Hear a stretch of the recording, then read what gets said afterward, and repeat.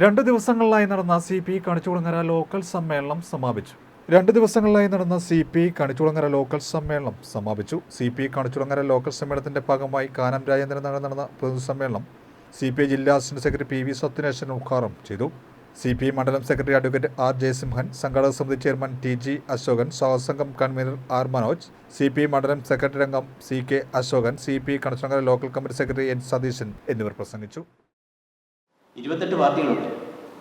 ആ 28 പാർട്ടികൾ പല രൂപത്തിൽ പല രീതിയിൽ എല്ലാം സംഘടിച്ചുകൊണ്ട് ഈ 2024 തെരഞ്ഞെടുപ്പിൽ എത്തിച്ചേർന്നപ്പോൾ വലിയ മാറ്റം ഉണ്ടാക്കാൻ കഴിഞ്ഞു. ആ മാറ്റം അല്പം കൂടി അതിൻ്റെ പ്രധാനപ്പെട്ട കക്ഷിയാകുന്ന തരത്തിൽ കോൺഗ്രസും AIPയും ആംആദ്മി പാർട്ടിയും ഒരു അല്പം വിട്ടുവീഴ്ച മനോഭാവത്താണ് ഇന്ത്യയിലെ തെരഞ്ഞെടുപ്പിനെ നേരിട്ടിരുന്നെങ്കിൽ ഈ സ്ഥിതി ആയിരിക്കില്ല ഇന്ത്യ രാജ്യത്തുണ്ടാകാൻ കഴിയുന്നത്. വലിയ മാറ്റം ഇന്ത്യ രാജ്യത്തുണ്ട് ഉണ്ടാകും. ആ തരത്തിൽ വലിയ ഒരു മാറ്റത്തിന് പ്രചോദനമേറിയ ഒരു പ്രധാനപ്പെട്ട രാഷ്ട്രീയ പ്രമേയമായിരുന്നു 2024 നമ്മുടെ 24 തെരഞ്ഞെടുപ്പിന് തുക്കം കൊടുക്കാൻ കഴിയുന്ന തരത്തിൽ, അതിന് നേതൃത്വം കൊടുക്കാൻ കഴിയുന്ന തരത്തിൽ നമ്മുടെ 24ാം പാർട്ടി കോൺഗ്രസ് എടുത്ത തീരുമാനം.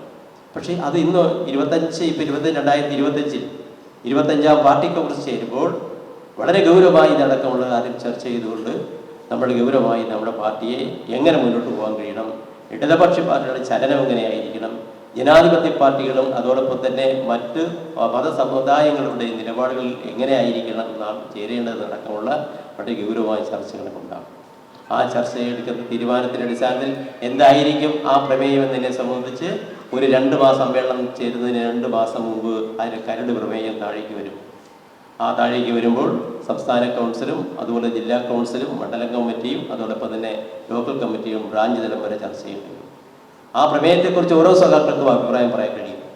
ആ അഭിപ്രായ രൂപീകരണം ഓരോ ഘടകങ്ങൾ വഴി ദേശീയ കൗൺസിൽ എത്തിച്ചാൽ ആ പ്രമേയം എങ്ങനെയായിരിക്കും രൂപപ്പെടുത്തുന്നതിനെക്കുറിച്ച് അവിടുത്തെ കമ്മീഷൻ ചർച്ച ചെയ്യും.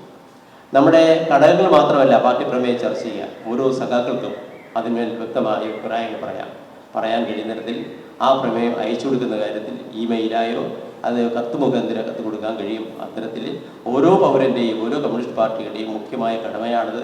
ആ കടമ നിർവഹിക്കാൻ കഴിയണം എന്നതാണ് ഞാൻ ആദ്യമേ സൂചിപ്പിക്കുന്നത്. നമ്മുടെ സമ്മേളനം ചേരുമ്പോൾ ലോകത്തൊക്കെ വലിയ സംഭവവികാസങ്ങളൊക്കെയാണ്.